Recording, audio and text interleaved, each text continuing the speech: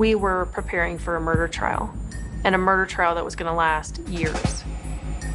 And all of a sudden, I receive a phone call from Detective Baumover, and he said, "Hey, Chris is going to plead guilty to all charges."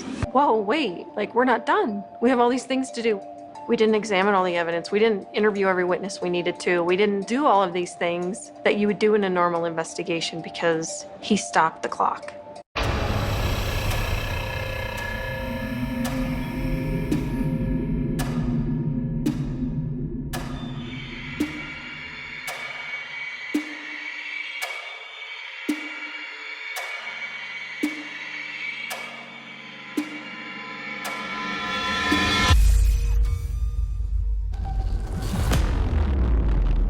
Hello everyone, welcome back to the deep dive of the Watts case. This is part 3 of a multi-part series I have titled The Watts Family Annihilation. And in this series, we are looking deeper into the relationship between Chris Watts and Nicole Kessinger. There have been many who have dug into this case before me, and I know there will be many more after me, because this case will always be somewhat of a mystery. This is due to, in many opinions, including my own, a lack of transparency and a thorough investigation of Chris Watts' mistress at the time of the crimes. I have seen comments throughout my series of people saying, "Oh, you're just saying the same thing everybody else is saying." Well, no, I'm not, because I'm me. I'm not somebody else, so my opinions are different, and even the ones that are the same. We all bring something into this case, and that's our own perspective. So every single person that has covered this case has brought their own perspective to it. If you don't like it, don't watch it. I really don't understand why people continue to come back. And not only that, I have seen people who have public subscriptions to my channel, and the only thing they come here for is to say ridiculous things in the comment section. So that I will never understand. If I annoy you, why are you doing that to yourself? If someone annoys me, I'm not gonna subscribe to them so that every time they pop up, I'm having a bad day now, right? This doesn't make sense. But you would be surprised at how many people on Reddit have no idea of a lot of these things that people have known for years. They're just finding these things out. So this is a series that I decided to do. I was asked to do it, and I said yes because I was interested in it. So I'm learning as I go. And if you know more than me, good for you. Like, kudos. Like, what do you want me to say? Great. I'm glad that you know. Maybe you should start your own channel, and then maybe then you can get the kind of backlash that the rest of us get when people just want to troll our channel. But anyway, let me move on from that. But like I said, there are still so many things that people do not know. A fresh set of eyes has never hurt a case, ever. In fact, that is how a lot of cold cases get solved. And that is how a lot of people who have skated through for years, unaccountable for crimes, all of a sudden are finally held accountable. And it is because a fresh set of eyes has come in. Like I said, there's many before me, there are going to be many after me. Get used to it or get off my channel, okay? This series is my personal attempt to get to the truth, or as close to it as I personally can. This particular video is the final episode in part 3, which is the complete timeline of all major developments in the case according to not only the discovery, but body cam footage, text messages, Facebook posts, interviews with law enforcement of all those who are close to the Watts family, and Nicole Kessinger's phone records. This is episode 10, and in it we will complete the timeline from the alleged affair all the way through the recovery of the bodies and Nikki's phone records through August. In part 4, we will move on to Nicole's remaining phone call logs through September, and I'm going to introduce some of the more questionable characters that Nicole Kessinger was in communication with, along with the coincidences of the timing of their communication. My goal in the creation of this series is to have everything about the Watts case that I can find, keywords there, that I can find all in one place. Being that I am a human and I'm not artificial intelligence, nor was I actually there for any of this, I'm sure that I'm not going to get everything 100% right. I'm sure I'm not going to get every piece of information, but I am going to do the best that I can because that's what I do. Of course, my take on things is mine, and all speculations and opinions within this series are mine. People may share them, but I'm not out here saying that my opinions are facts. My opinions are based on facts. Always do your own research and form your own opinion. Feel free to share your opinions below. Just keep it respectful. I rarely have people trolling here, but it happens. And any disrespectful comments that are off topic or any ridiculousness that YouTube does not catch, my mod will, and it will not be tolerated. All right? This is my channel. If you want, like I said earlier, you can go start your channel. Do things your way over there. Be the one who knows everything about everything. Share it with the world. All right? And then you can deal with people insulting you and your community. But here, we don't do that. We are all adults here, and childish middle school comments will be deleted. And if you continue to troll the comment section on my channel, you're just going to be blocked, period. I never thought I would be the type of person to block someone, but I can see now why people do it. So in the last video, we left off at Chris Watts being taken into custody. Nicole Kessinger had completed her first interview with law enforcement at Majestic View Park. The thorough search of the Watts home was in full swing. Dieter was transferred to the Thayers, and investigators were at Serby 319, ready to recover the bodies of Shanann, Bella, Celeste, and baby Nico. In the last video, Chris had marked the locations of the bodies for law enforcement at around 6 p.m. Law enforcement needed a warrant to begin the action of recovery at Serby 319, and by the time they got it, they were losing daylight. Auxiliary lighting had to be brought into the scene by Anna Darko. Once everything was set up, the recovery began. Located to the southeast of the wellhead was an area that appeared to have been recently excavated and filled back in.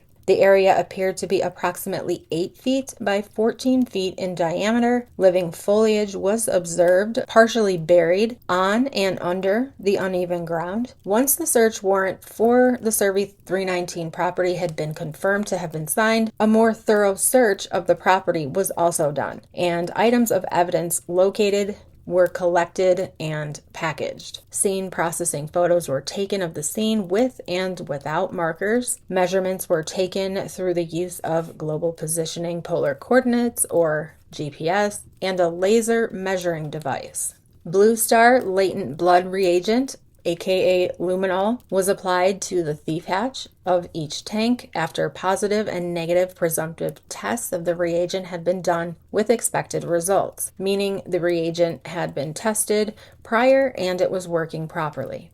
No chemiluminescence was observed on each tank or the catwalk connecting the tanks, meaning no blood was found on either of the thief hatches or the catwalk in between. On the north edge of the excavated plot was a rusted rakehead. The rakehead had been placed with the handle attachment portion buried into the ground. To the east of the plot was a wooden tool handle, as well as a piece of metal that was consistent with connecting a rakehead to a rake handle. Also on the property were 2 black plastic bags. One bag was located to the west of the excavated plot, while the other bag was located to the south. To the south of that plastic bag was a bed sheet. The sheet was a fitted sheet consistent with the same pattern and colors of a top sheet that was observed in the kitchen trash at the home on Saratoga Trail. There's a trigger warning in my intro, but I'm just going to put another trigger warning because this video is they're recovering the bodies. Okay, so and I'm getting this from Discovery, so we all know what happened, but I am going to read it as it is. As the search of the site continued, I observed several strands of suspected hair attached to the interior flange of the top thief hatch on the east crude oil storage tank. Bella was in the west tank and Celeste was in the east tank, so the hair that was observed on the thief hatch of the east tank would have been Celeste's hair. 11 p.m., after the collection of the visible evidence, CSM Maloney and others began the excavation of the suspected grave site. Approximately 9 inches below the surface, CSM Maloney located the adult female victim, believed to be Shanann Watts. The victim was in a fetal position with her knees pulled up to her chest at the bottom of the grave and her feet directed up towards the top of the grave. Her chest and face primarily was facing down into the ground while her back was oriented up. Her head was towards the west while her feet were towards the east. Her left arm was extended to the east alongside of her head. The victim was wearing a blue pair of underwear and a light-colored shirt. The body was decomposing, and the buttock was approximately 8 inches from the top of the burial site. The depth of the grave when the body was removed was approximately 27 inches in depth. 11:02 p.m., the suspect, Christopher Lee Watts, was arrested. On Wednesday, August 15, 2018, Officer M. James said at approximately 11:02 p.m., I entered the interview room and placed Chris Watts into custody via handcuffs. A belly belt was placed on him and his hands were secured in the front. I then transported Chris to the Weld County Jail. Throughout the ride, which was recorded via body camera, I did not ask Chris any questions and he did not make any statements. Chris was released to the custody of jail staff at approximately 12:03 a.m. Okay. Let's walk up this way.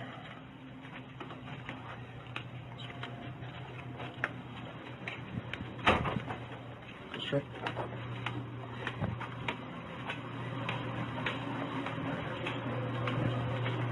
Go out that door to your left.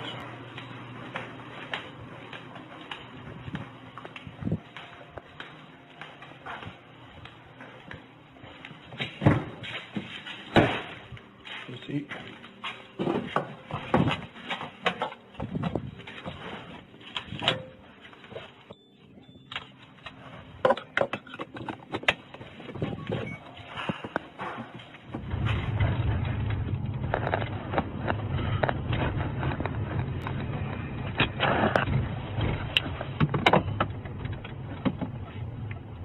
You go that big blue door right there.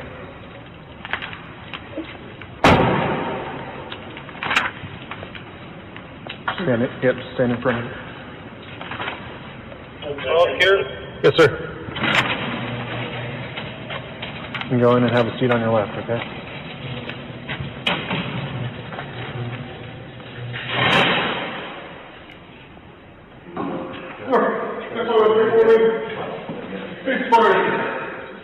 You got anything on your property? Just go in the jail.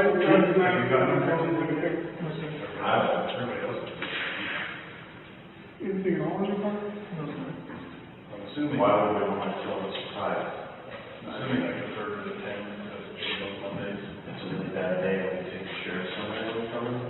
A really bad You got any things on you anywhere that I can't see? No, sir. You should get on that phone. Lauren Arnold said Sandra Rusick called her and told her that they had taken Chris into custody. Lauren Arnold asked for what? Sandra told her on suspicion of murder. Lauren said that the news reported that Chris had confessed to murder, but Sandra's understanding was that he only confessed to knowing where they were, and that the news was going to report something else. Now, that's confusing. Because Frank called, right, and said that they didn't know anything, that they had just found out via the news. So the only thing that I can think of is that the Rusicks were notified when Chris said that he knew where they were, and he marked that photo up with, their initials, but they must have never told them that Chris had confessed to killing Shanann, which would mean that they were told in advance that Chris was going to be arrested on suspicion of murder. But they had not told the Rusicks that he'd confessed to killing Shanann. And that is the piece that they must have found out via the news. That, of course, is just speculation on my behalf because we have things that don't make sense. And again, if they don't make sense, all we got is speculation. 11:12 p.m., Officer Walgie said Weld County District Attorney Wren and District Attorney Roche arrived on scene at 2825 Saratoga Trail to observe the removal of evidence. Hi. DA's office. What's your last name? Need to see IDs? Probably you, can't hurt, you huh? definitely don't look like media. What's your last name? Ren, W-R-E-N-N. What's your first name? Steve. Roach, R-O-C-H-E. Patrick. Right, I will let them know that you're on your way up because I believe they have the door locked at the moment. Frederick 975-989. That's up for I'm sending DAs up to the front door. Okay, copy. Is it good to go? Thanks. Yeah, you bet. Thank you.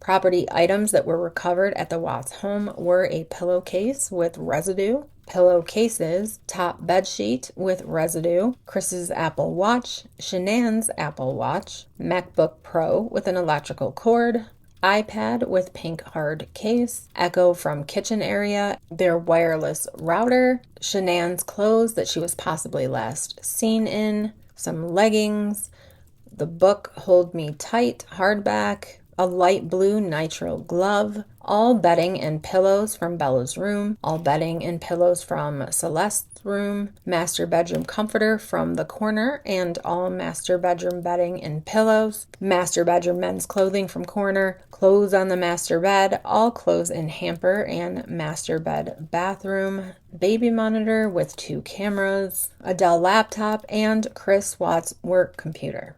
Evidence found at the Survey 319 well site were 2 black plastic bags, a gray and white bedsheet, a rake head, a rake handle, suspected hair from the east oil tank, and partial rake handle. Additional items that were also taken were Chris Watts' work cell phone, his personal cell phone, Shanann's cell phone, and Chris Watts' wallet, as well as the contents. It is now Thursday, August 16th, 2018. Weld County Coroner Joey Weiner took possession of Shanann's body. Photographs were taken. At 12:11 a.m., Officer Walgie notified Weld County Dispatch that he had locked the door to the Watts residence and released the scene.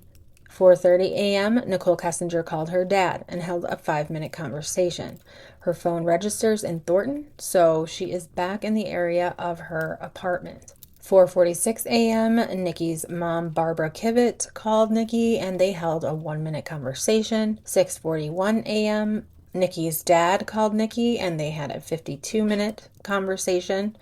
At 7:30 a.m., day 2 of the recovery process begins. So the night before, they had recovered Shanann's body and transferred it to the medical examiner's office, and now it is day 2 and they are going to recover the girls. At 7:40 a.m., Nikki called her mom and held a 1-minute conversation. 7:55 a.m., Nikki's mom called Nikki back and they held a 7-minute conversation. At 8:56 a.m., Nikki's dad called Nikki and they had a 35-minute conversation. She's still in Thornton for all of these phone calls. So she's back at her apartment, I would guess, at this time. Remember, we thought in the last video she might have been staying with Jim for like 1 or 2 days, especially because their phone communication cut out. And she did tell Chris on the 15th that she was going to be staying with Jim. So can you imagine? She now knows that Chris has confessed. So she's up at 4 a.m.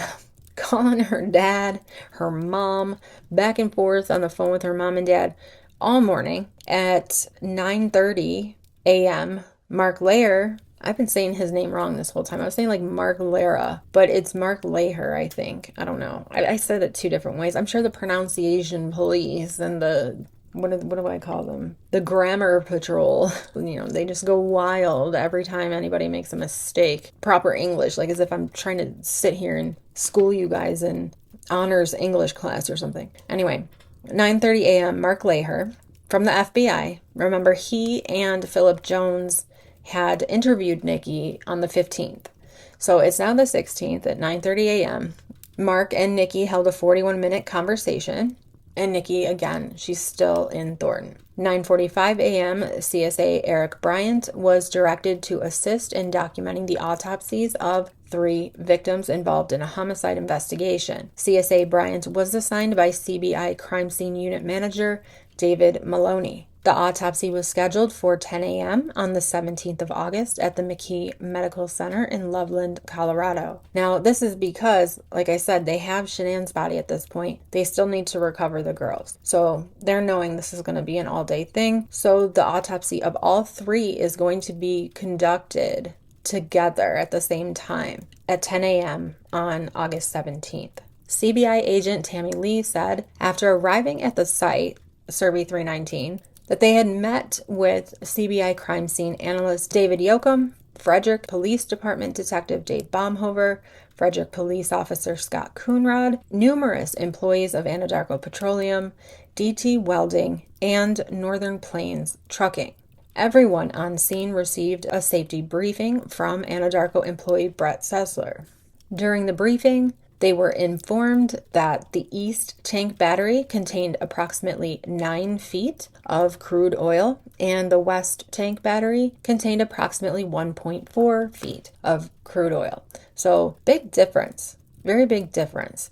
And when we look closer into the autopsy, We've spoken about it here and there already, but when I do the video that's just on the autopsy report, what we have of it, I have questions, and I know you guys do too, and that's why I think it's important that I do that video on its own. I'll just say I'm going to do these things, and then people assume that I'm going to do them like tomorrow. And when it doesn't happen, I get it like, where's the video that you promised us? Oh, you're a liar, clickbait, blah, blah, blah, blah, blah, blah. And it's like, dude, I'm only one person, okay? 10 a.m. CSA Yoakum said the process of unloading the contents of the tanks in search of the 2 juvenile female victims and other evidence began. Anadarko employees and their subcontractors began the process of unloading and emptying the tanks. Trigger warning.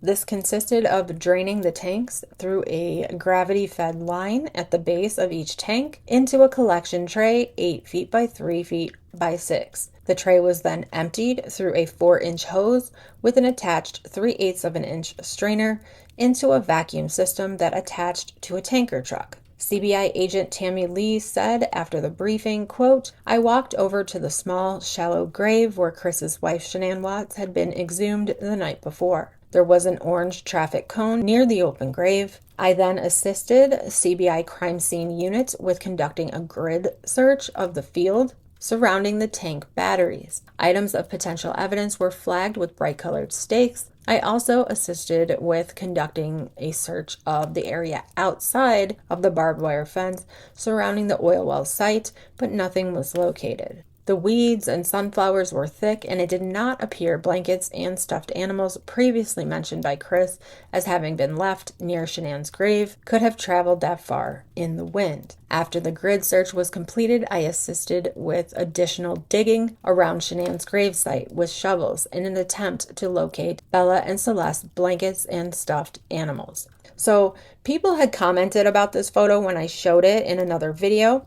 They noticed that there was more than one hole dug near Shanann's grave, and they commented that they may have been half-dug graves for the girls. But this is proof right here that there was only one hole dug as a grave.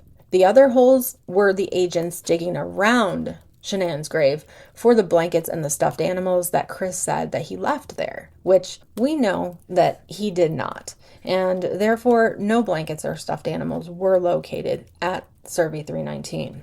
Many of us have speculated that those went into some blue recycling bins over near a field in his neighborhood. A short time later, Weld County Deputy Coroner Joey Weiner and forensic pathologist Dr. Michael Burston arrived on scene to assist with the recovery effort. 10:11 a.m., Nikki called her dad and held a 40-minute conversation. Her phone registers in Thornton. 11:19 a.m., Detective Dave Baumhover said he received an email from Complete Energy Services with the associated JSA form attached. He said, I opened the attachment and observed 2 typed names with the signatures below them. The first was Chris Ostrander's name and signature, and the second one was Troy McCoy's name and signature. So remember in the last video, we said that Chris Ostrander, I said he was a vacuum truck driver, but this says that he's a water truck driver. I don't know if it's the same thing. Like, I don't know if they do both things, and some people call it a vacuum truck driver and some call it a water truck. So I'm not 100% on that. But either way, Dave Baumhover contacted Commander Egan at the Frederick Police Department and informed him of what he had learned, which is that Troy McCoy went to Survey 319 the day after. And he requested someone contact and interview Troy McCoy again about his presence at the Survey 319 site on the 14th of August. Like, why did he go back? At 12:21 a.m., the email was forwarded to Commander Egan. The JSA form was also provided as an attachment to that email. 12:32 p.m., Nikki called her dad and held a 13-minute conversation, her phone still registering in Thornton. 12:39 p.m., Michael Vesperman sent a message to Chris saying, quote, "I don't think you will see this, but I hope you find peace in your struggles, and I pray that you will find God and have mercy on your soul," unquote. Who is Michael Vesperman? Why does that not ring a bell to me? Maybe I'm just saying the name wrong. Pronunciation police alert. As news broke of Chris's confession and arrest, Shanann's phone received desperate messages from her friends and loved ones, like Addie Maloney, saying, quote, "I need you here. I want you to know you were literally my right hand. I can't do this without you," unquote. 1:01 p.m., Nikki called Mark Lair again and held a 12-minute conversation. 1:12 p.m., Nikki called her dad and held a 1-minute conversation. 1:28 p.m., Nikki called Kevin Koback and had a 9-minute conversation. This time her phone is registering in North Glen, although she lives in North Glen. We went over this in another video. She lives in North Glen, but there's a bigger tower in Thornton. I guess North Glen is very tiny and Thornton is bigger, so usually her phone registers at the Thornton Tower. But if it's registering in the North Glen Tower, she's still most likely at home. And then the next phone call at 1:46 p.m., she's in Thornton again. So that's not weird at all. I mean, I don't think so. And at 1:46 p.m., that phone call is to her dad, and it's only 1 minute long. 1:53 p.m., Kevin Koback called Nikki. They held a 2-minute conversation. 2:02 p.m., Nikki calls her dad, and they talked for 14 minutes. 2:16 p.m., Nikki calls Kevin Koback and held a 1-minute conversation. So I don't know why it irritates me, but it's like Nikki cannot do anything apparently without calling her dad first. And it's weird because in part 4, we're going to look at these phone records a little bit closer for a totally different reason. But when we're looking at it, you're going to see she hardly ever talked to her dad until all of this happened. She seemed to talk to her mom a lot, but not so much her dad. And now it's, Dad Koback, Dad Koback, Dad Koback, Dad Mark. You know what I'm saying? It's like she can't do this on her own. And there are other people that she calls in between these people too. People we're going to be getting into in the next video. 2:30 p.m., Chris Watts appears in Weld County Court where he is denied bond. So the court has reviewed a affidavit in support of a warrantless arrest. The court has found probable cause for the arrest. Specifically, I see that Mr. Watts was arrested for 3 counts of first-degree murder, each a Class 1 felony, and 3 counts of tampering with a deceased human body, each a Class 3 felony. Again, these are only charges that are named in the affidavit in support of the warrantless arrest. It's the district attorney's office who will ultimately decide what charges, if any, are going to be filed. And Mr. Merson is the head of the public defender's office, and he is going to represent you today and potentially in the future. You understand that? Yes, sir. Okay. Any plea that you make must be made voluntarily and not the result of undue influence or coercion. You understand that? Yes, sir. Right now, charges have not been filed, so this is a limited advisement. I intend to bring you back next week once formal charges are filed on Monday, so I can give you a full advisement. But I will tell you that at this point, the court is not authorizing any bail. Once I know what the official charges are that are filed by the district attorney's office, I'll inform you the nature of the charges. If charges are filed, you have the right to a jury trial, and you have the right to demand and receive a preliminary hearing within a reasonable time to determine whether probable cause exists to believe that you committed any of the charges that are filed by the district attorney's office. Do you understand that? Yes, sir. I believe that your lawyer has filed about 16 or so motions on your behalf, including a request for a preliminary hearing. Do you agree, Mr. Merson, that that time period, that 35 days to have a preliminary hearing, doesn't begin until your client appears in court next week once formal charges are filed? I agree. Could we talk about some of them? I realize that things are happening very quickly. Motions were filed today. There hasn't been a lot of time to object or to file responses. Mr. Merson has filed a number of motions, some of which potentially may be time sensitive. My intention is for the parties to come back to court next Tuesday so I could advise Mr. Watts of his formal charges that are filed no later than 3:30 on Monday. So I'm not sure if I'm going to be requiring the prosecutor to file a response between now and Tuesday, or whether we can resolve some of these issues now. For example, the preservation of certain evidence, like police notes, handwritten notes, like touch DNA evidence, things of that nature. I would just ask the court order that the prosecution give the defense notice as to if an autopsy is to be scheduled, when that is scheduled, so that we can file the appropriate motions. I think you can appreciate why we would want notice of that. Yes. Any objection to that? Not as to the notice issue. At this point, I'm not ordering that they be allowed to be present during the autopsy. Why don't we say 48 hours notice? Is that reasonable?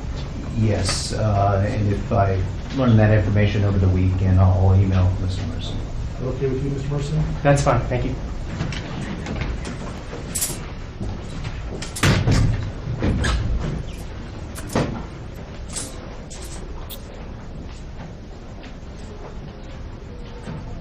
Two 2:50 p.m., police follow up at the Lazy Dog restaurant. 3:07 p.m., Nikki calls a friend or workmate at Tasman Geosciences and held a 17-minute conversation. Back over at Serby 319, CSA David Yoakum said, once the tanker truck on site at Anadarko had been filled and no items of evidence had been identified during the course of draining the tank and filling the truck was released with its contents from the scene. Once the tanks were empty, entry to the tanks for body recovery could only be done by specially trained and certified personnel. Entry and recovery was done from the Colorado State Patrol Hazardous Materials Team through a side hatch located near the bottom side of the tank. Entry into the tank could only be done through the use of a self-contained breathing apparatus and full hazardous materials fire detection gear. Atmospheric conditions as well as volatile flashpoints were monitored by Anadarko employees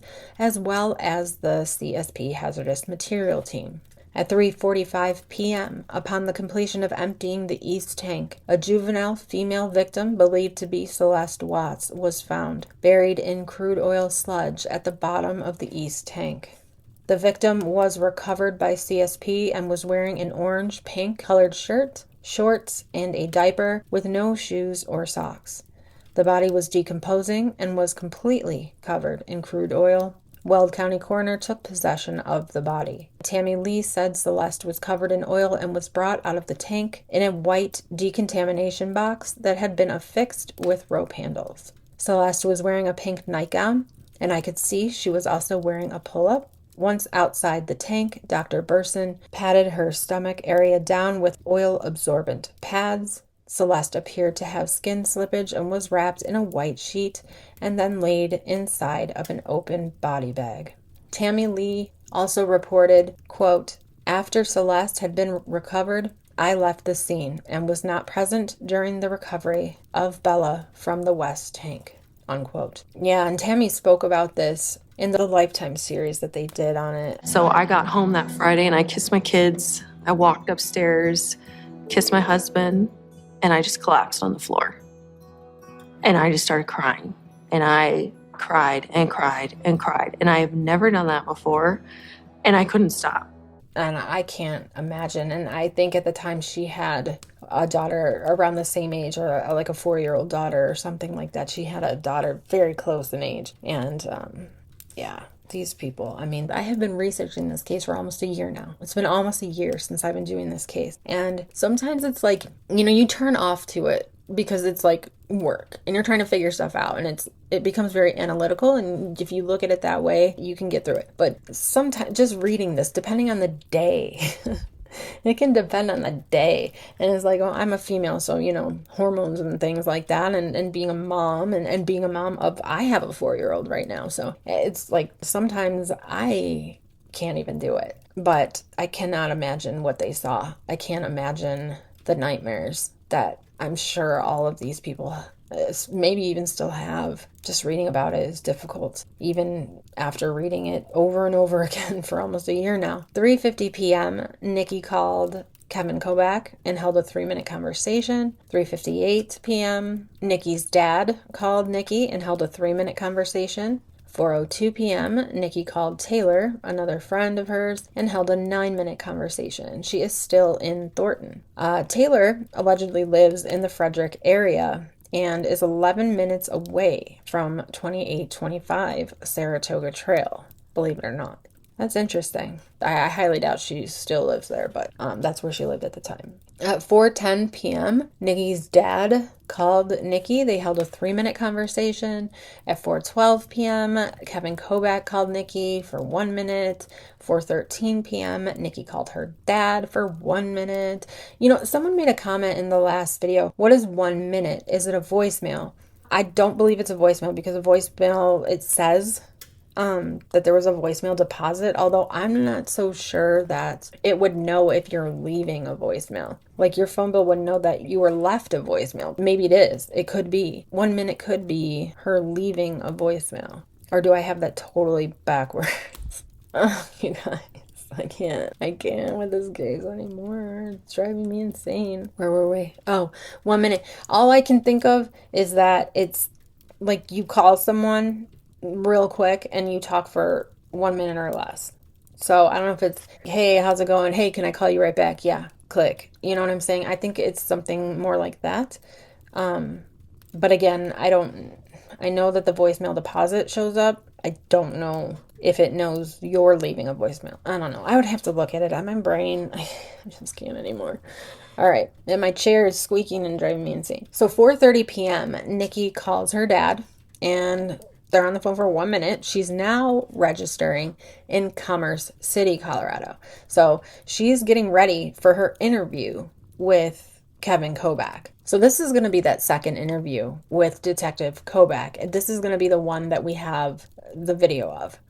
She did have a lot of phone interviews, but this one is the one in person. And this is like the big one. This is the one that everyone really grabbed onto. So this is now actually her like third interview, but it is her second in-person interview.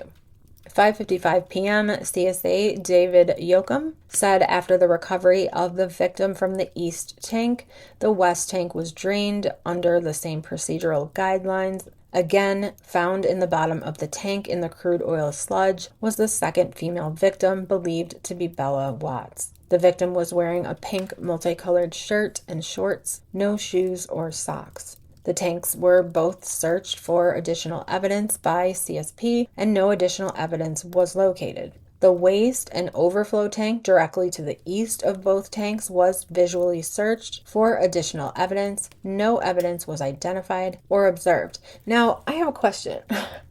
I should have figured this out before I was recording, but Chris Ostrander, the vacuum truck driver or water truck driver or both, whatever. I'm just trying to figure out if he was a vacuum truck driver, did he vacuum anything out? I mean, they had the job site analysis, the JSA. What was he doing there? Because what they're talking about here, that waste and overflow tank directly to the east, is that big thing right here. And it says that that was visually searched for additional evidence and no evidence was identified or observed. Did anyone else maybe take anything on that? I mean, it could be. I don't know. But that's the area that they're talking about. And then what was that truck driver there for? What did he do? Did he vacuum anything out? Like, I'm just confused as to what his purpose for being there is and how it could have maybe made a difference. I'll look into that. And if it ends up being something, then I'll make a video on it. Dang, I really wish I looked at that before now. Let's just move on. At 6:40 p.m. on August 16, 2018, CBI cleared the scene at the Survey 319 well site. At 8:29 p.m., Nicole Kessinger's police interview concluded. At 8:33 p.m., the endangered missing alert for Shanann, Bella, and Celeste was canceled. Police in Colorado say they have found 2 bodies they believe are the daughters of Christopher and Shanann Watts. Christopher Watts reportedly confessed Thursday to killing his pregnant wife and 2 daughters.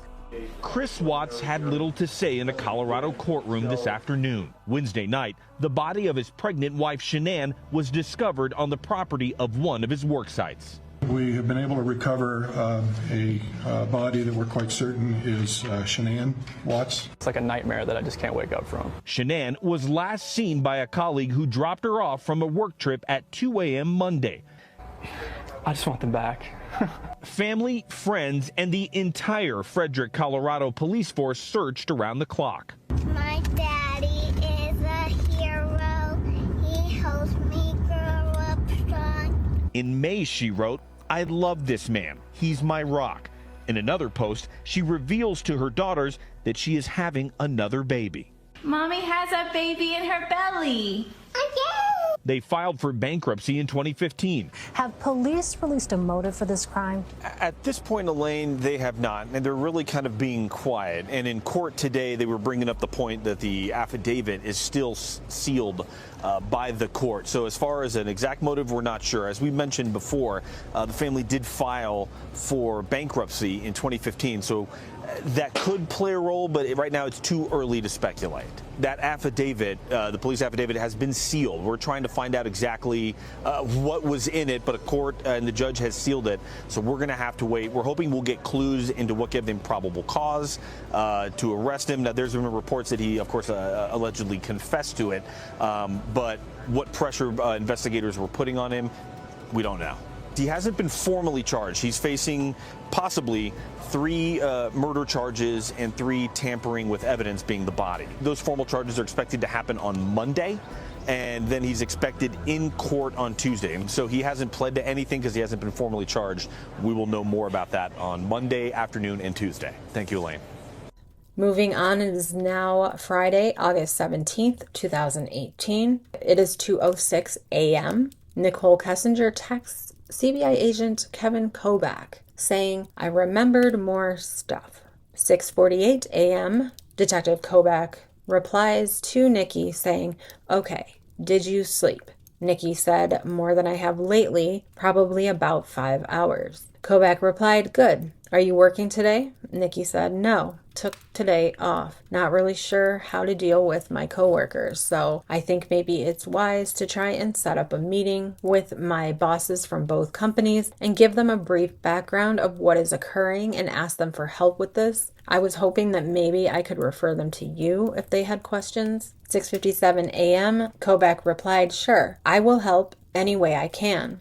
I would like to talk to you about what you remember. Can I call you at about 9 when I get to my office?" Nikki said, "Yes, I want to get this all wrapped up pretty soon." Kobach replied, "Okay, I will call you as soon as I get to my office. Thanks for contacting me." Nikki said, "Okay." 7:13 a.m. Nikki called her dad, because of course she did, and held a 49-minute conversation. Her phone registers in Thornton, so she obviously stayed at her own apartment. 9:24 a.m. Nikki texts Kevin Kobach saying, "I'm ready when you are." Kobach replied, "I'm in a meeting and I will call you soon." Nikki said, "Okay." Kobach replied, "Sorry, still stuck here."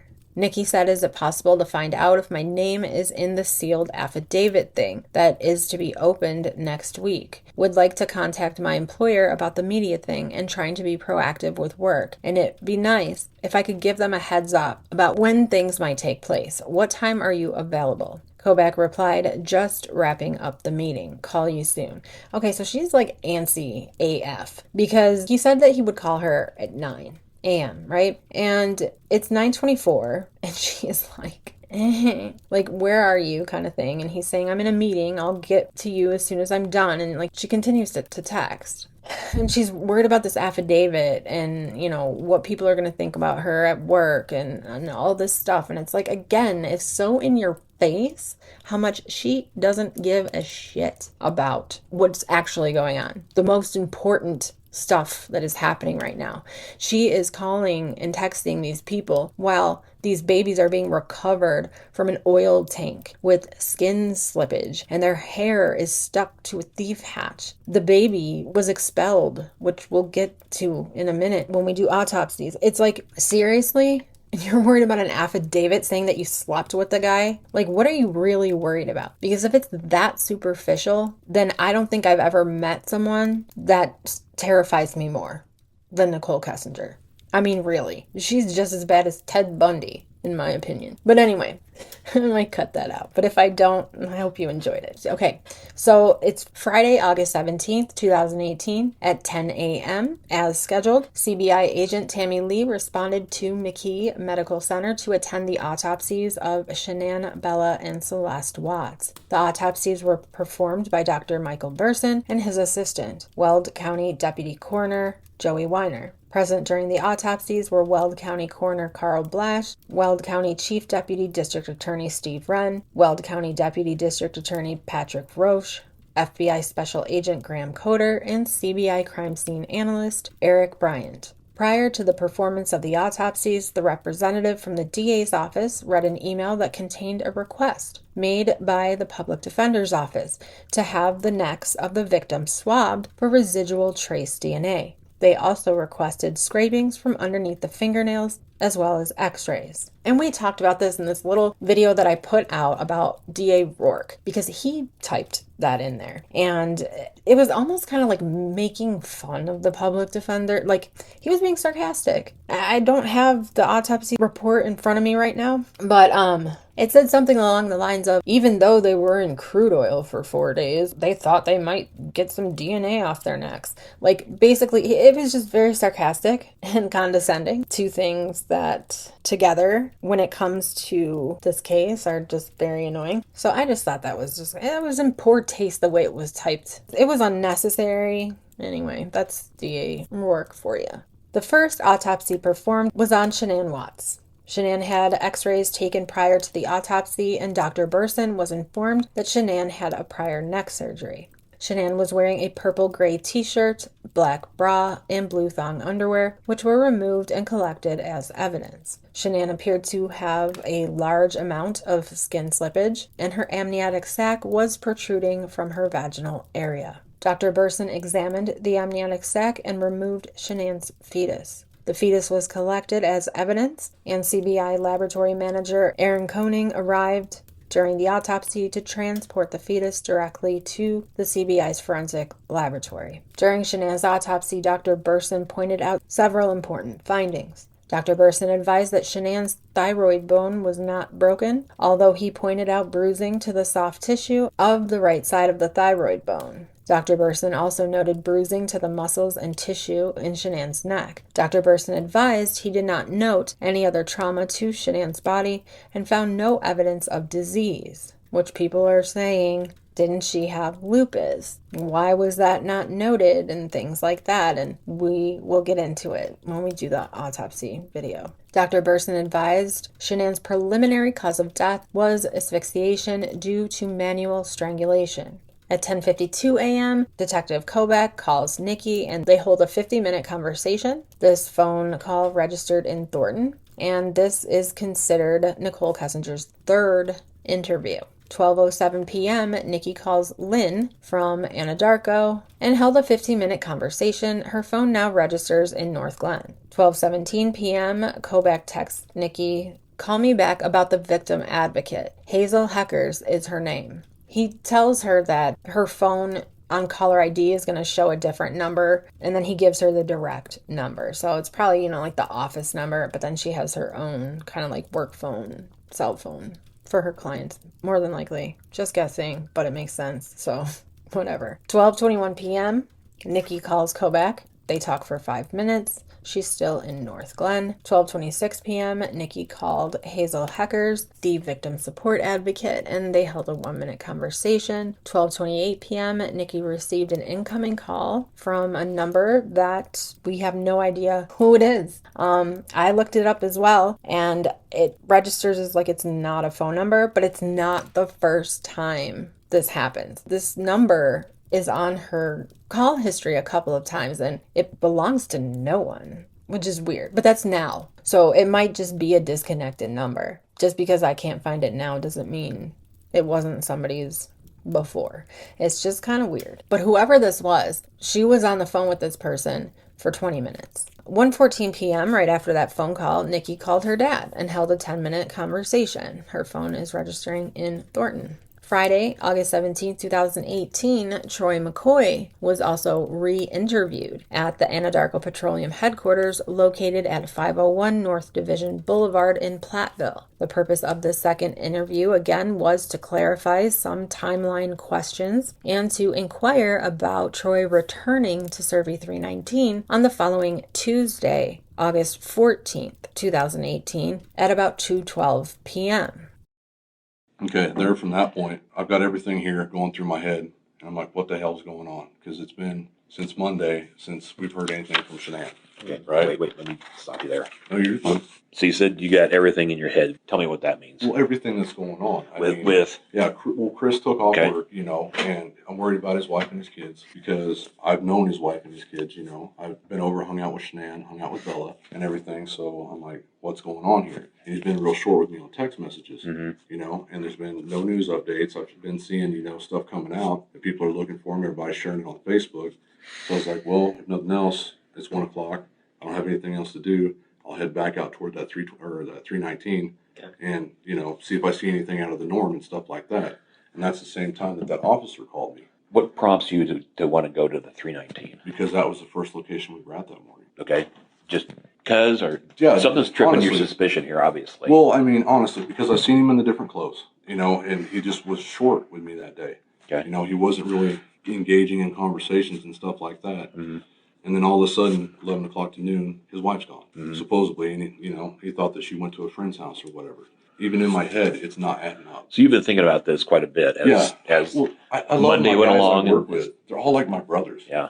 Honestly. You can ask my whole group. I would do anything in the world for them, I'd be there for them. They can talk to me about anything, and everything. And I was like, man, this is just so weird because they're such a picture-perfect couple. And then all of a sudden, she's just gone, And that didn't make any sense to me because by then we'd heard that the cell phone was there, the kids' medication was there, the purse was there at the house, everything.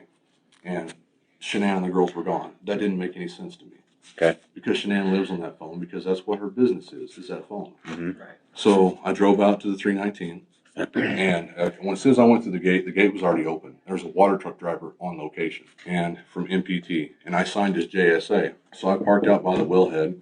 And I didn't want to alert the guy that I was, out there looking for anything odd and suspicious or anything like that. So What time that was? It was around 2 o'clock or so. I arrived out there, and I talked to the gentleman and everything like that. And told him, I was like, well, I think, I might have forgot a crescent wrench or whatever, because I didn't want him to tell him, because I didn't know if I should look around the field or what I should do. So that's what I told him. Okay.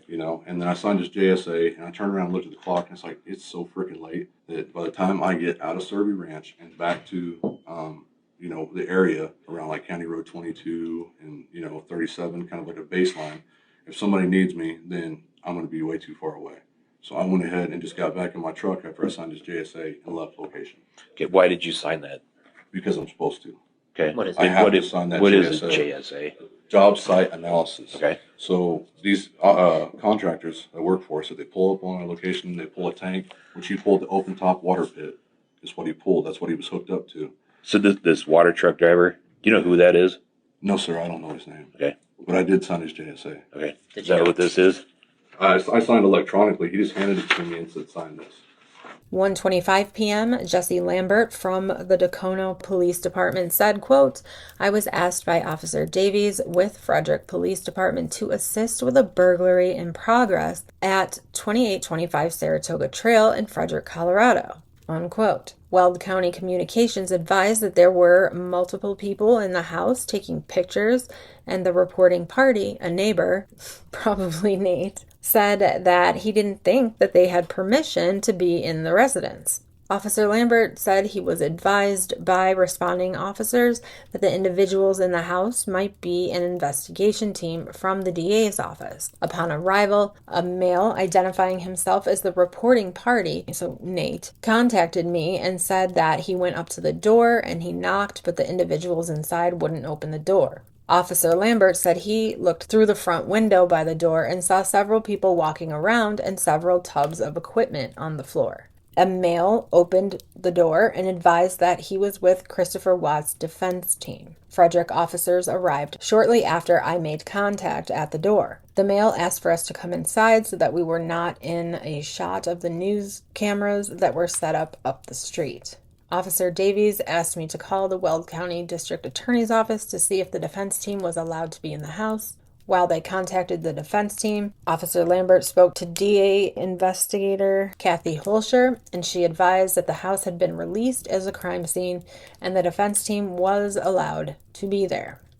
Thanks, Nate, for inserting yourself yet again. Although I'm on this love-hate relationship with Nate Trinastich, because yes, he did help out a lot, but also at the same time, I see him as this busybody. You can be helpful without being a pain in the ass. That's just me. It's just my opinion. But I feel like he felt very important. And he was. He was very important. I mean, he had the camera footage. But, dude, calm down, all right? You're not the cops. You're not a lawyer. You're not part of the family, right? They were neighbors. I don't think they were very close.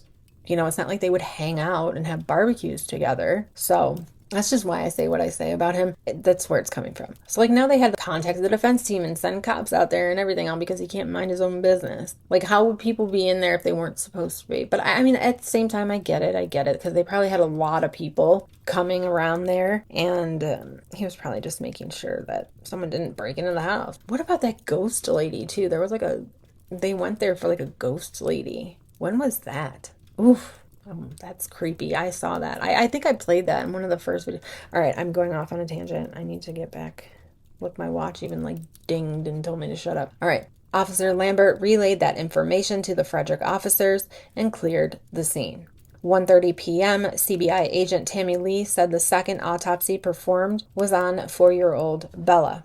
Bella was dressed in a pink nightgown covered in butterflies and a pair of underwear, which were removed and collected as evidence. Bella also had a large amount of skin slippage. Bella was x-rayed, and there was concern she may have had a broken jaw.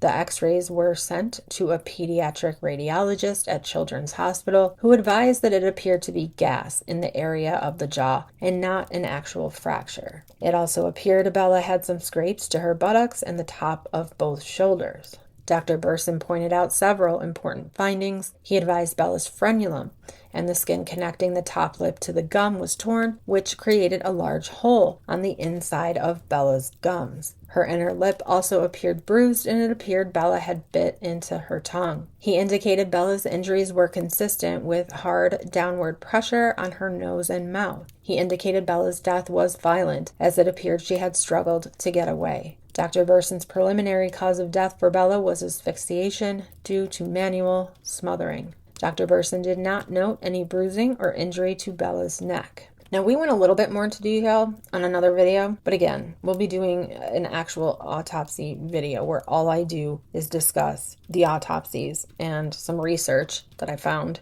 as well as my wonderful, wonderful opinion. At 4:06 p.m., Nikki called her friend Brittany and held an 80-minute conversation. She is still in Thornton. 5:30 p.m., CBI agent Tammy Lee said that the final autopsy performed was on 3-year-old Celeste.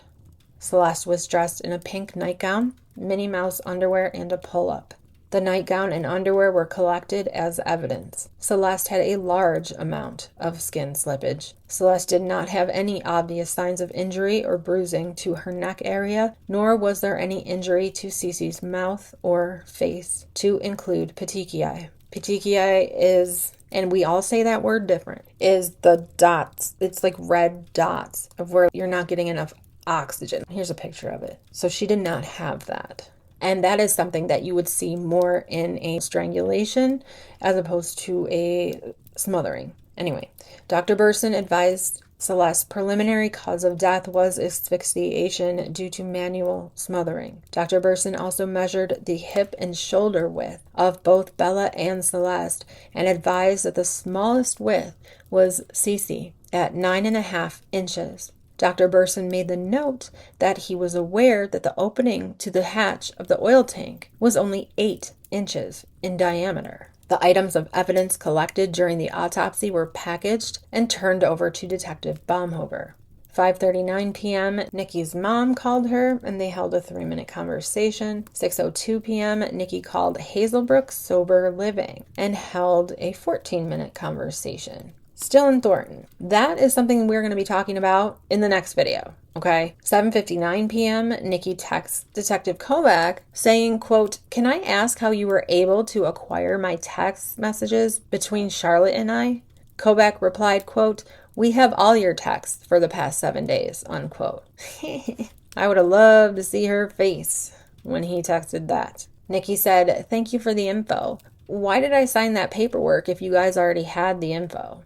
Not upset by any means, just confused. Yeah, I'm sure she's not upset. Then she asks, "Do you guys get all my texts going forward as well?" Kovac replied, "Again, the phone could contain other texts that were not captured by the cell phone company." And then he also replied, "No, we do not get your texts." So moving forward, she's probably like, "Oh shit." You know, like I still need to watch what I say. She's all kind of like, she's a bit paranoid, but at the same time, she has nothing to worry about. They could care less what she's doing and who she's doing it with. Nikki texted back, "Understood. Thank you. Have a good weekend." Kovac replied, "You too." At 8:30 p.m., hundreds of people gathered to take part in a candlelight vigil for Shanann and her children. Flowers, stuffed animals, crosses, and photos adorned a makeshift memorial that was created in front of their home.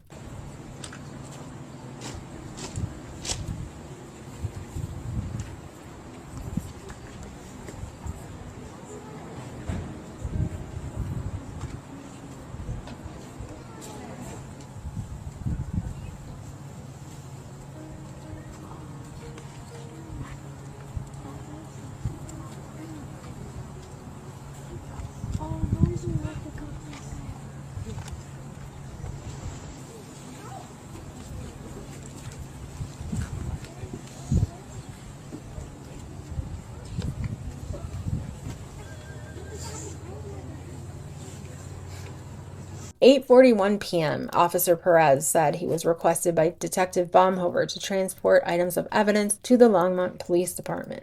Detective Baumhover handed me 4 brown paper bags that were all sealed with red tape. All 4 bags contained Shanann Watts' name on a printed label. 9:02 p.m., Officer Perez arrived at the Longmont Police Department, where he said he was escorted to the Longmont Police Evidence Room by Officer Jocelyn Placencia. He said he cut the red tape that was sealing the sheet number 7 bag with my knife. Inside that bag was a white sheet with dirt all over and red stains. Wrapped inside the sheet was a small pile of dirt. The dirt was placed in a separate brown paper bag and marked "Dirt from sheet number 7." The sheet was then placed inside a dry room locker, draping over a rod that was inside the locker. The sheet was tagged as number 7 with the case number and locked inside the locker along with the bag of dirt. I then cut the red tape that was sealing the bra, number 3 bag, with my knife. Inside that bag was a black bra that was covered in dirt. The bra was placed inside a different drying locker on a shelf. The bra was tagged as number 3 along with the case number. I cut the red tape that was sealing the shirt number 2 bag with my knife. Inside that bag was a shirt, white on top and purple on the bottom, with what appeared to have a heart logo in the middle of the shirt. The shirt was also covered in dirt.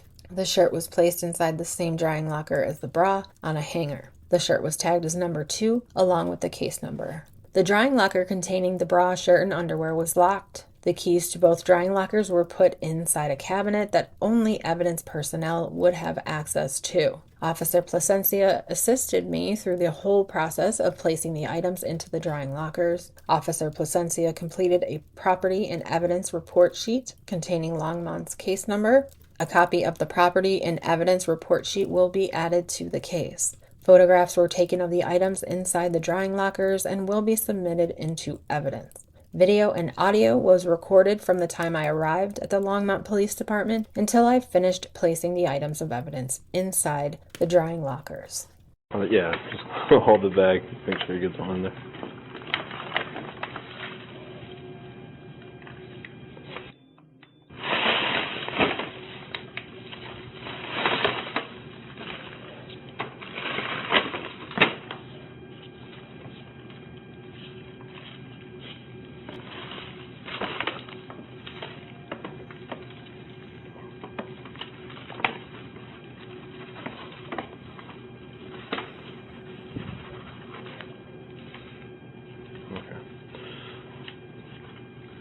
Alright, that should be good enough.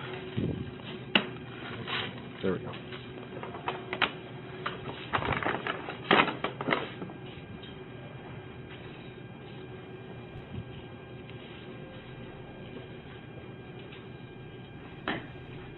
It is now Saturday, August 18th, 2018. Nikki's mom paid Nikki on Venmo for shoes.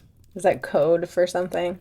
At 8:04 a.m., Nikki's dad called Nikki and they talked for 26 minutes. Her phone is registering in Thornton. At 12:40 p.m., Nikki's mom called Nikki and they held a 2-minute conversation. Her phone registers in North Glen. 1:09 p.m., Nikki's mom left her a voicemail. Her phone is now registering in Denver. Right after that voicemail, she calls Nikki right back and they hold a 3-minute conversation.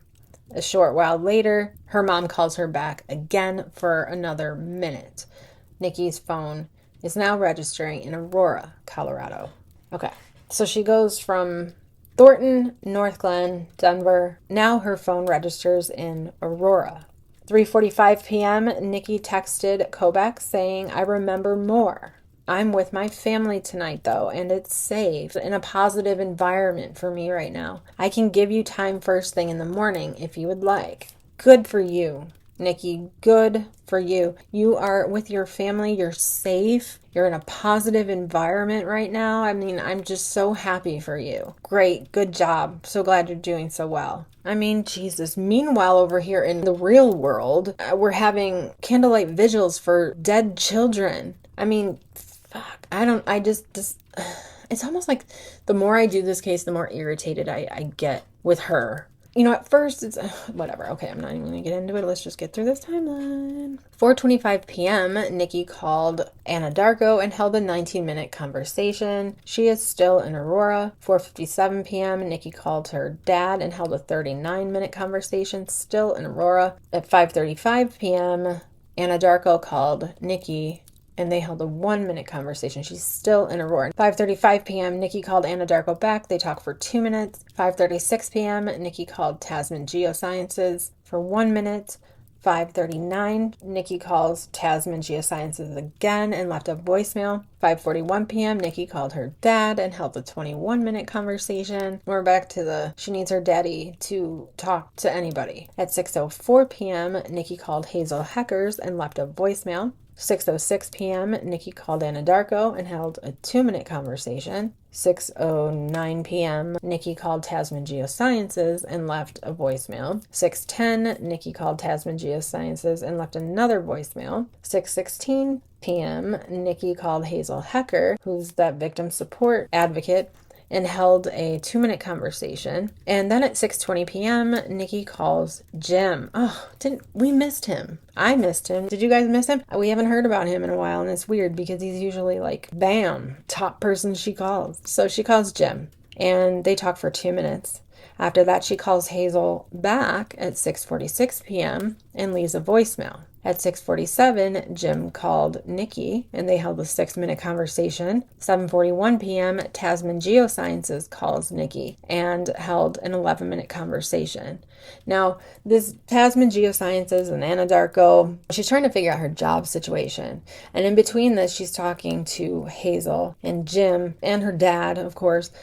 She's obviously trying to get advice on what to do about this job because they don't want her there. She was having an affair with a married man. That married man has now killed his family, or is being accused of killing his family, and is in jail awaiting a hearing. So it's not looking good for her. But that's what all these phone calls with Tasman and Anadarko are. They're discussing what to do now. At 7:53 p.m., Hazel called Nikki and they talked for 22 minutes. At 8:15 p.m., Nikki calls her dad and they talk for 18 minutes. And she's still in Aurora during all of this. At 8:33 p.m., she called Anadarko and she left a voicemail. It is now Sunday, August 19th, 2018. And this is the day that Nikki searches the internet on topics related to Amber Frey, the mistress of Scott Peterson, the man who murdered his wife and unborn child. She also searched Amber Frey's book deal, her net worth, and, quote, do people hate Amber Frey, unquote. It's funny that she looked all of that up. It's funny that she considered herself an Amber Frey. Something very interesting is that Amber Frey was a witness for the prosecution of Scott Peterson. She wrote a book called exactly that. Amber Frey, nothing like Nicole Kessinger. The relationship, all of it, it's like night and day. At 9:14 a.m., Nikki called Anadarko again and held a 7-minute conversation. 11:23 a.m., Nikki called her friend Brittany, left a voicemail, and at 11:26 a.m., Nikki called Jim and left a voicemail. 3 minutes later, at 11:29 a.m., she called Jim again and left another voicemail. At 11:30 a.m., she again called Jim and left yet another voicemail. 12:08 p.m., Nikki's friend Brittany called Nikki again and they held a 65-minute conversation. As soon as this call ends at 1:13 p.m., Nikki calls Brittany back and they hold another 3-minute conversation. At 5:53 p.m., Nikki calls Jim for 1 minute. Her phone now registers in Wheat Ridge. 7:39 p.m., Detective Kobach replies to Nikki's previous text saying, okay, I'm out of town until Tuesday. Can you wait until then? Nikki replied, yes, sir. Kobach replied, okay, thanks. You doing okay? Nikki said, quote, I'm all right. I informed my employer of the situation, getting ready to head to a safe spot tonight in case my name is released tomorrow. I thought she was already at a safe spot. In case my name is released tomorrow. APC released me for extended leave. I meet Hazel tomorrow. I'm trying to be proactive and positive. And then she asked, or stated in a questioning way, you guys are releasing his motive in the affidavit tomorrow? And Kobach replied, motive is never released. That is media speculation. Nikki said, thank you. Kobach replied, you're welcome. Aren't they just so cordial? They make a nice couple. At 8:56 p.m., Jim called Nikki and held a 1-minute conversation. Her phone now registers in Arvada. I believe she's with her dad. A few minutes later, at 9:03 p.m., Jim called Nikki again and they held a 4-minute conversation. Wait a minute.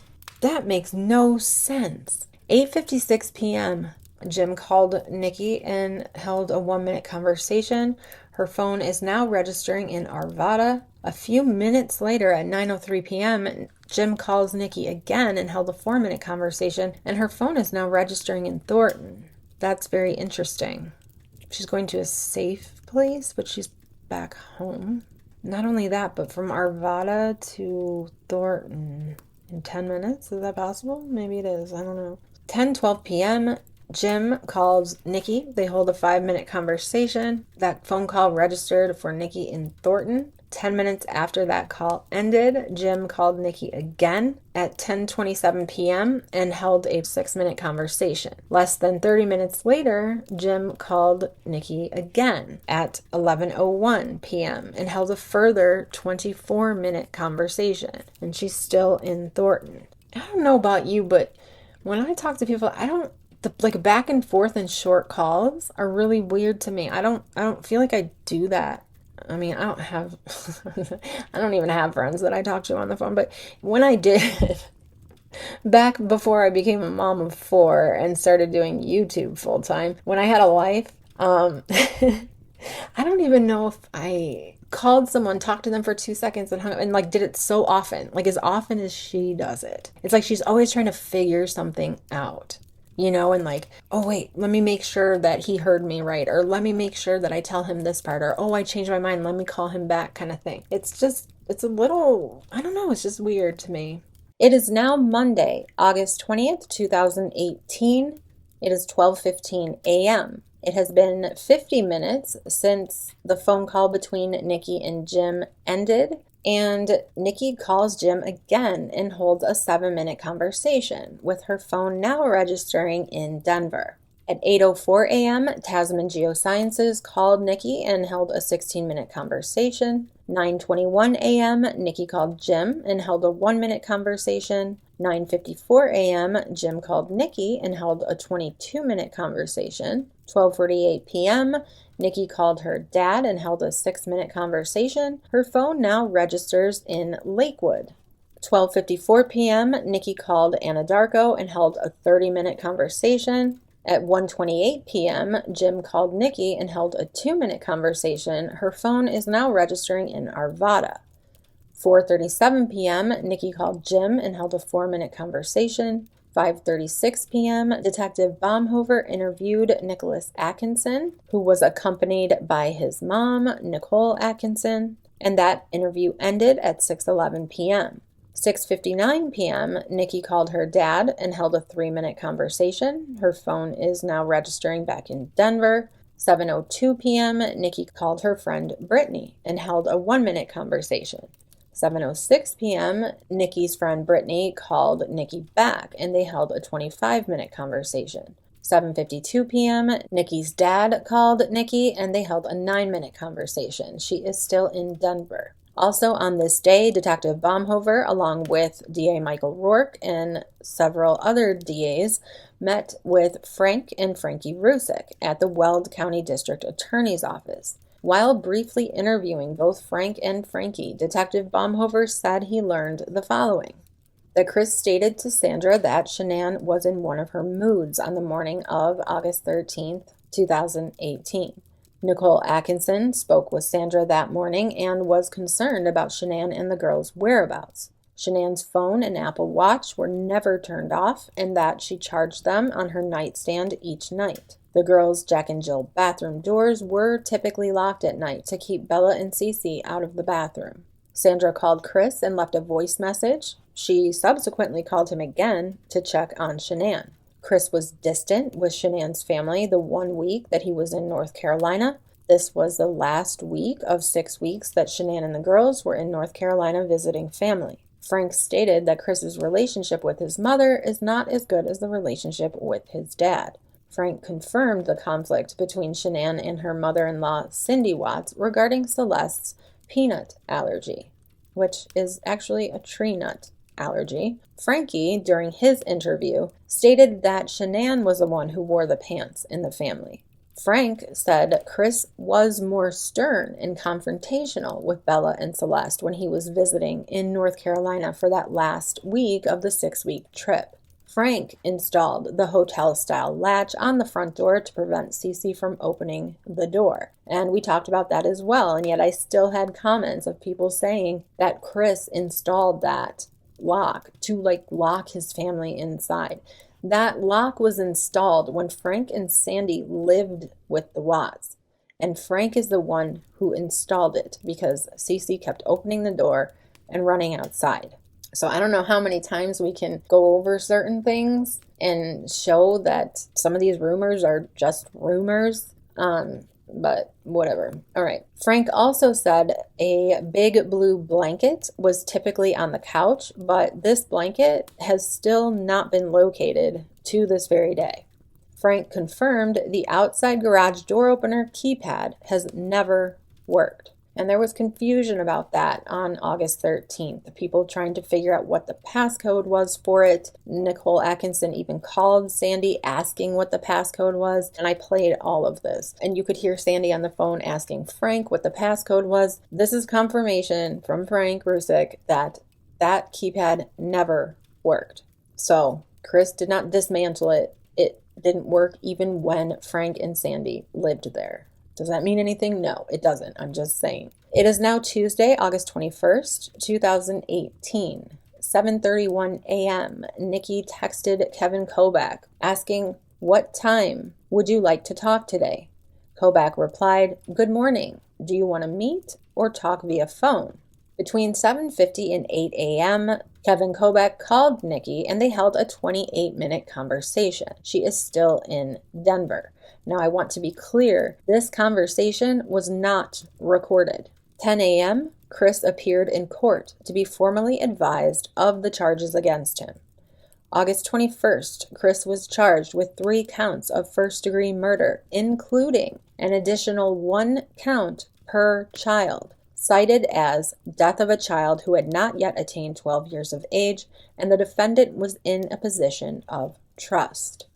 He was also charged with unlawful termination of a pregnancy and 3 counts of tampering with a deceased human body. Mr. Watts, last week I gave you a limited advisement because charges had not been filed.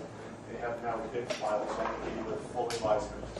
If at any time you have any questions, please let me know, and you're welcome also to certainly consult with your attorneys, okay?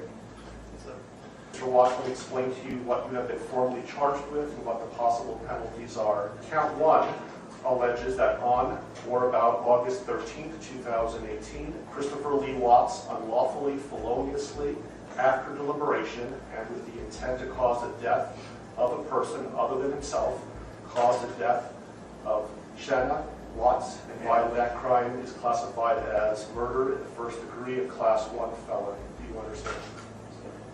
Count 2 alleges murder in the first degree, also a Class 1 felony, and it reads that between and including August 12, 2018 and August 13, 2018, Christopher Lee Watts unlawfully, feloniously, after deliberation, and with the intent to cause the death of a person other than himself, caused the death of Bella Watts and violently, you understand?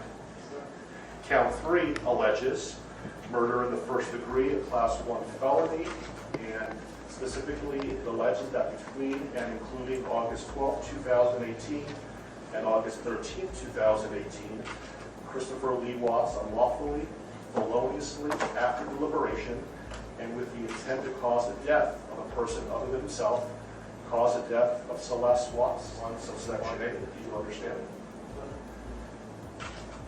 Count 4 alleges murder in the first degree, a Class 1 felony. It alleges that between and including August 12, 2018 and August 13, 2018, Christopher Lee Watts unlawfully, feloniously, and knowingly caused the death of Bella Watts, a child who had not yet attained 12 years of age, and the defendant was in a position of trust with respect to the victims of Section F. Do you understand? Count 5 alleges murder in the first degree, a Class 1 felony. It alleges that between and including August 12, 2018 and August 13, 2018, Christopher Lee Watts unlawfully, feloniously, and knowingly caused the death of Celeste Watts, a child who had not yet attained 12 years of age, and the defendant was in a position of trust with respect to the victim in Section F. Do you understand? With regard to these first 5 counts, the minimum sentence that the court could impose if convicted is life imprisonment in the Colorado Department of Corrections, and the maximum death, the sentence is death. Do you understand? Count 6 alleges a Class 2 felony of unlawful termination of pregnancy in the first degree. Specifically, it alleges that on or about August 13, 2018, Christopher Lee Watts with the intent to terminate unlawfully the pregnancy of a woman, namely Shanann Watts, feloniously and unlawfully terminated the pregnancy of the woman. Further, the woman died as a result of the unlawful termination of the pregnancy in violation. Count 7 alleges tampering with a deceased human body, a Class 3 felony in alleged. Count 8 alleges also tampering with a deceased human body, a Class 3 felony in alleged. And finally, Count 9 alleges tampering with a deceased human body, a Class 3 felony. I mean, just thinking about that, this was their father, the man that they loved and trusted. You know, there's that saying is the first man you fall in love with is your father for a girl. And you could just tell that those little girls were in love with their father. He was a great dad. You know, you hear Frank and Frankie and everyone saying he was a great dad. He was a great husband. And then boom, everything started to change. And that extra count of murder in the first degree strictly because he was their dad and in a position of trust, and they were under 12 years of age, is just, it's reality, and it's heartbreaking. Detective Yoakum said on Tuesday, August 21st, 2018 at 10 a.m., I arrived at 241245 Oak Street in Frederick to process and execute a search warrant on the 2 vehicles which possibly had been used to transport the deceased victims in the case. Present at the impound lot was Detective Baumhover and Officer Walgie from Frederick Police Department. This is what was noted in the search of Chris Watts' APC work truck. In the bed of the truck were affixed toolboxes and fuel tanks, hose implements, as well as miscellaneous hand tools, which included a round point shovel, a square point shovel, and a sickle. A sickle? All right, anyway. Also within the bed of the truck was a partially full gas can. A fire extinguisher was located in the front passenger compartment of the truck. A roll of black plastic bags was observed and collected from the front passenger side floorboard. The front driver's seat and front passenger seat were covered with canvas seat covers, but from the steering wheel, a possible DNA swab was collected. In the rear seat were 2 large plastic bins that contained miscellaneous work materials, safety equipment, personal items, maps, and paperwork. A pair of black rubber boots were located on the floor behind the front passenger seat. Beneath the rear seat were additional miscellaneous tools. Adhesive lifts were collected from the rear seating area and floor. So adhesive lifts, that means they have prints. They have things in evidence from the back of his truck. Located in the front passenger side door panel was a green disposable cigarette lighter. That is interesting to me. That is suspicious to me. Nobody smoked in that family. I mean, not Chris and not Shanann. And I don't believe Nikki smoked. I mean, maybe she smoked a little bit of the green. I don't know. But for there to be a cigarette lighter in his truck that only he drives on the passenger side, along with a fire extinguisher, and then we have the gas can that he shoved in the back that to this day he swears he has no idea why he put it in there. That something just told him to put it in there. I'm wondering if something told him to put it in there or someone told him to put it in there, and that lighter and fire extinguisher was also put in there for a reason. But we're going to get into that when we talk about theories. As for the Lexus, the interior of the Lexus was relatively clean and uncluttered. In the rear seat passenger area were 2 car seats that were fixed and secured in place. Girls' clothing and shoes were noted on the floor along with small toys and a stuffed animal. In the rear cargo area of the vehicle were numerous empty duffel-style bags. Also located in the cargo area were several items of men's clothing, which included a shirt, socks, underwear, jeans, and belt. We know that Chris was staying with the Thayers overnight. He went straight from the Thayers to his next interview, and he never left that interview. So I mean, that's probably why his shirt, socks, underwear, jeans, and belt were in the back. A pair of newer brown leather boots was also observed and collected, and now that I do find a bit suspicious to be in the Lexus, because he wasn't going to work. So why is he carrying around his new brown leather boots? I feel like there's a reason he didn't leave them at the house. They were collected though. Medical paperwork as well as other paperwork was collected from the front console. Identifying dates and times of travel from Denver International Airport was also collected. All items of evidence collected at the impound facility on Tuesday, August 21st were transferred to Detective Baumhover at 1:10 p.m. and the impound lot was cleared completely at 1:30 p.m. Back to Nikki, at 10:16 a.m., she calls her dad. They hold a 14-minute conversation. She's still in Denver. 12:33 p.m., Nikki texts Detective Kobach asking if lunch is still a good time. Kobach replied, in a meeting, it will be a few hours. How about late afternoon? Nikki said, what time are you thinking? Kobach replied, I have another meeting at 2, maybe about 4. Nikki said, okay. Kobach replied, I'll call you around then. 1:11 p.m., Colorado State Government Call Center called Nikki and held a 16-minute conversation. She's still in Denver. 2:36 p.m., CBI agent Matthew Saylor responded to the DoubleTree Hotel located at 910 7th Street in Greeley, Colorado, to interview Frank Rusick, the father of Shanann Watts. So what can you tell me about Shanann and Chris and their relationship? He was a great father. Okay. I mean, I couldn't ask for a better father for the kids. I mean, honestly, did everything for them. Played with them, bathed them. I mean, I couldn't ask for someone better. Okay. Husband-wise, same way.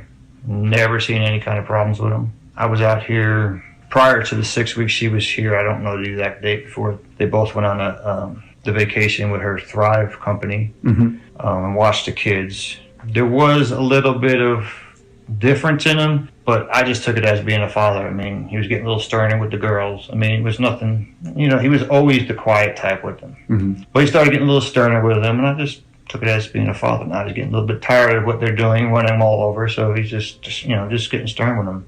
Never hit him that I know of. He did change his, they were going through this new Thrive stuff, she was selling, and he started getting himself all built up and lost a lot of weight. But he was always a body type person, always took care of his body and all that. So they did come out. Janet came out for 6 weeks with the girls. They were going back and forth from our house to his house, his mother's house. Okay. And the little Celeste had allergies to nuts, tree nuts. Very allergic to them, very allergic to them. She had 2 EpiPens she had to carry with her. So she told us all, get rid of anything that's got nuts or just get it up high enough. Don't throw it away, just get it out, no problem. My wife cleaned the whole house out. I mean, I had to go looking for stuff. She took underneath every cabinet. So she told Chris's parents the same thing. They did go over her house a couple times, and Chris's mom really never got along with Shannon. She took her son away from him. That's how we took it. They didn't come to her wedding, engagement party. They didn't come to nothing to theirs. 3:47 p.m., CBI agents interviewed Frankie Rusick, the brother of Shanann Watts, also at the DoubleTree Hotel in Greeley, Colorado. We'll just start off with if there's anything that you want to say or have been thinking about, or anything that you think we should know. No, other than I told them, she wasn't sick at all until the day he got there, which I thought was real strange. And he didn't come out to take care of her at all. She was up all night, and I kept checking on her. So this is in North Carolina? Yeah. Okay. The day he got there, he was acting real standoffish, but we never thought anything, just didn't think anything. I didn't think he didn't feel good, or he was tired from the flight, or, we didn't think anything. He's just, he's acting a little weird, distant, I mean, if we would have known any of this, like he was talking to someone else, I mean, boy, that would have been a whole different another story. Yeah.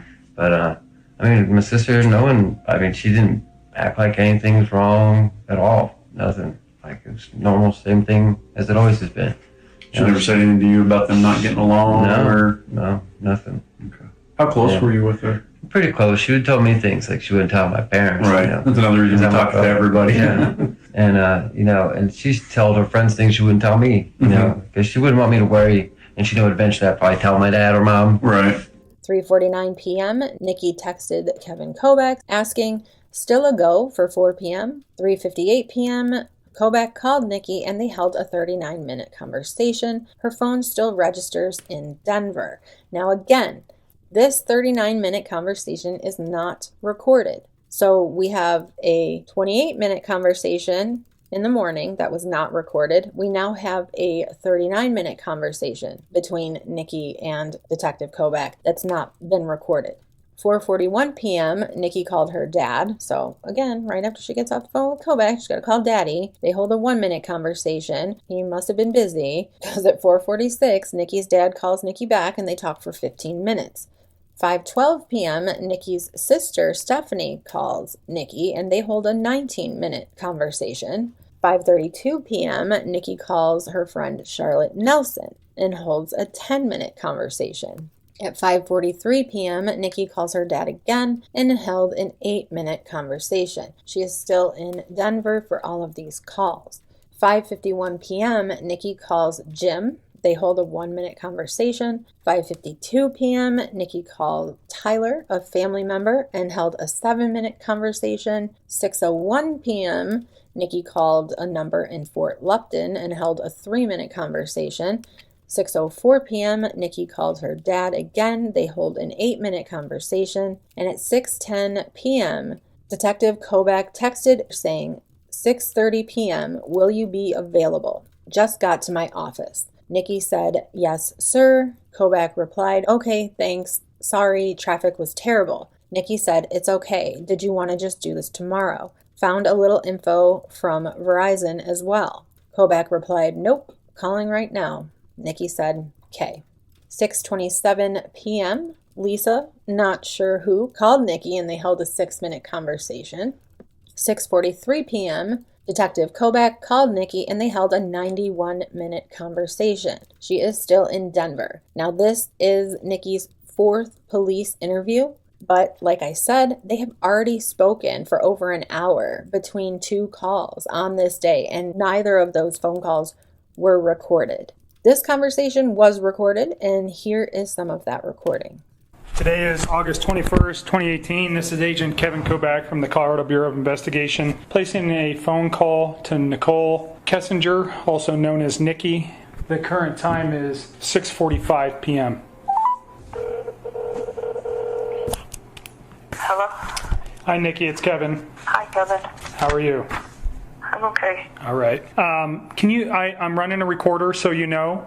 Okay. I just want you to introduce yourself again for the tape recorder. Just say your legal name for me, and then we'll get started. Okay. It's Nicole Lee Kessinger. And your birthday, Nicole? July 3rd, 1988. And you go by Nikki, correct? Yes, sir. Okay. At 8:26 p.m., Nikki calls her dad for 4 minutes. At 8:36 p.m., she calls her dad for 19 minutes. At 9:16 p.m., she called her dad yet again for 2 minutes, and straight after this call with her dad, she called Jim for 1 minute. 10:55 p.m., Nikki called her sister Stephanie, and they held a 1-minute conversation. And I want to make one comment on Nikki's sister. I have been through Nikki's phone records, all the records that we have, that we can get our hands on. So from June through September, we have all of her call records, and her sister is not in there except for after the murders. So I find it a little bit interesting that she did not really communicate with some of her family until after these murders happened. Like, why were they on the outs? And I'm not saying that it's necessarily a bad thing on somebody to not have communication with family members. I'm just saying that there's usually a reason for it. And when it comes to Nicole Kessinger and what we do know about her and what we know about her past, even when she was a young teen, it's a red flag. I red flagged it. And we're going to get more into it when we go through the rest of her call logs through September. So we are ending on Tuesday, August 21st, 2018. This is the news report on the Watts case for that day. Well, I think at this point, Mike, the main thing is not so much what he says or whether you buy it or not. It's up to the police to really do as much investigation as they can, especially the forensic part of this, to prove or disprove anything that he says. So how he did it, why he did it, and all of that's important too. But I think right now the main point is going to be to prove forensically that he in fact is responsible for the death of all three. I think he had a vision of another life with this other woman, carefree, no responsibilities. Dr. Denise Mauder has some theories about why a man who seemed so normal could change so completely. There's some secrets there, I'm afraid. But the investigation quickly centered on him. Court records show he was having an affair with a coworker. And I think he thought he could just keep it up and it would be a whodunit. Because where he put them, I don't know if we would ever found them. Not for a very, very long time. It's going to be hard for a jury. It's going to be hard for the public to really understand because there is no understanding this. There is no understanding it. So this is the end of my version of the complete timeline in the Watts family annihilation, which is part 3 of my multi-part deep dive. It's now complete with 10 episodes, beginning with the first evidence of Chris and Nikki's relationship through Nikki's record of involvement. Now there is a little bit more and we will be getting into it in part 4, but as of right now, we have learned what all major individuals, such as family, friends, and coworkers, in this case were saying and doing with regard to the Watts family. We will now be moving on and digging deeper into other things that have been talked about over the past 6.5 years as of the time I'm making this series. We will look into a few individuals whose names have been brought up. Some of these names are listed in Discovery, and these people were interviewed, and some were not. In part 4, we are going to go over Nikki's remaining phone records because we have them, so why not? And I want to talk about someone connected to Nicole Kessinger, allegedly, who has popped up a few times on Nikki's call logs. And it's probably not who you're thinking either. In fact, I'm going to go out on a limb here and say, I guarantee it's not who you're thinking. And the rest, I'm going to keep close. They're just going to be surprises from now on because they are. I'm keeping all of my information to myself until I get it out there. All right, so I will see you guys on the next one. Please have a great rest of your week, your weekend.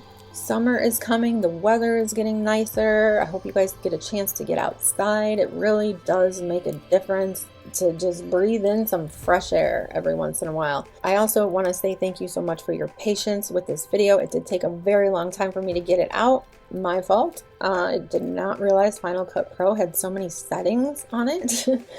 But I will figure that out before I even attempt to export another video from it, because that was like, OMG. Like, I just lost the guts of my video. I had the visuals, but I had no words, no mid-roll, no substance.